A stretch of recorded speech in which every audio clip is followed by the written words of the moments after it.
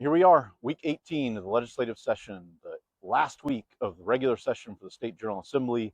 They adjourned at 5 o'clock on Thursday, per sine die, per state law. I'm Ryan Bernal with the South Carolina Hospital Association. This is In Session, a deep dive into healthcare policy we're bringing to you every week with the legislative calendar. Did I say they finished? Because they actually didn't. The governor has called them back into special session to deal with the State Appropriations Act and the question around redistricting of our congressional map. The procedural effort to allow for debate around redistricting was defeated earlier in the week, but the governor has called them back into special session using his authority in the state constitution to do that. There's a question mark around conference committees in general. The resolution of discrepancies between House and Senate versions of bills, that includes the state budget, that includes the HALO Act, that includes several other provisions that we've been watching, that you've been helping us engage on. So here's the rundown for the last week of session. Medical malpractice. Unfortunately, that is still on the Senate calendar. The reality is, now that the governor has called them back into session, the Senate and the House can take up anything they want. They haven't restricted themselves. Whether or not we're able to get that one across the finish line will unfortunately lie at the feet of the trial lawyers. The trial lawyers have been unable to reach agreement with some of the Senate leadership in their effort to amend the medical malpractice bill and language to limit the cap increases only to medical malpractice claims rather than cap increases to all claims that fall within the Tort Claims Act. That's the hang-up. That's what we're hopeful to see a resolution on in the Senate in the coming weeks, as long as they're in session. We remain optimistic, but there's a slim chance that gets accomplished and that bill makes it into a conference committee. On HALO, however, we did see some movement in the last hours of the last regular session day. The Senate moved an amendment to restrict those protections to healthcare workers in an emergency department. It would also provide protections for security officers and volunteers in the emergency department. That language went back over to the House right before the end of session.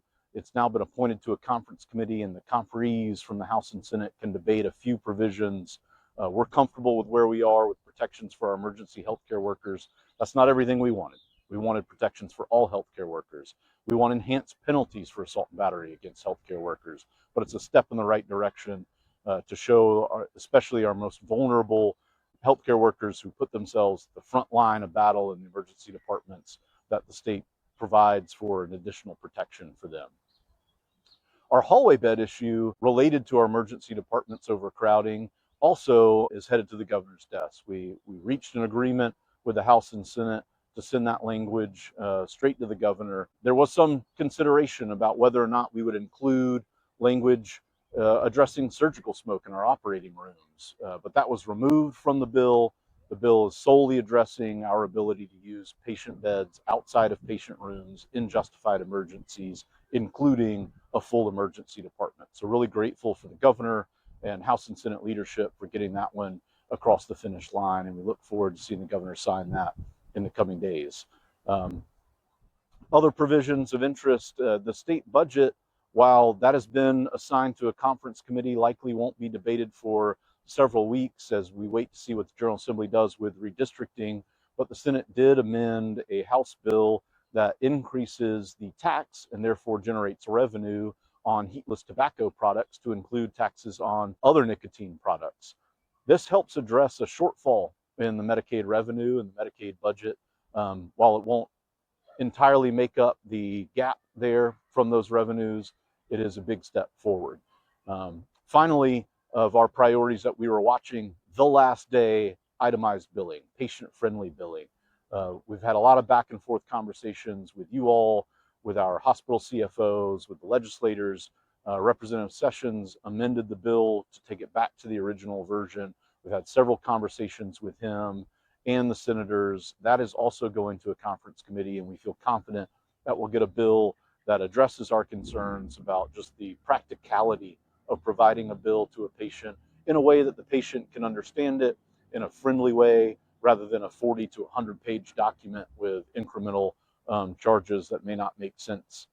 Still able to request that, but this is about providing that information right out the gate. It's National Hospital Week. It's American Hospital Week. We're grateful for our leaders for showing up at the State House. We had great conversations with Chairman Danny Verdin, Chairwoman Celeste Davis of the healthcare committees from both bodies, and the governor was kind enough to host us for a good conversation around healthcare, the impact hospitals have in South Carolina, and sign a proclamation for us. Just a wonderful way to end the year. Really grateful for the presence throughout the year, and great to end on that high note. So look for future updates from us once we see what the General Assembly actually does. They've got some time now and some procedural things to get out of the way to sign some of our priorities into law, get those to the governor's desk, and find some resolution to those issues. We'll bring those to you once we see those resolutions. This is probably the last regular occurring in-session video. So thanks again for all of your engagement. Thanks for the participation in the grassroots campaign, and look for more in the future.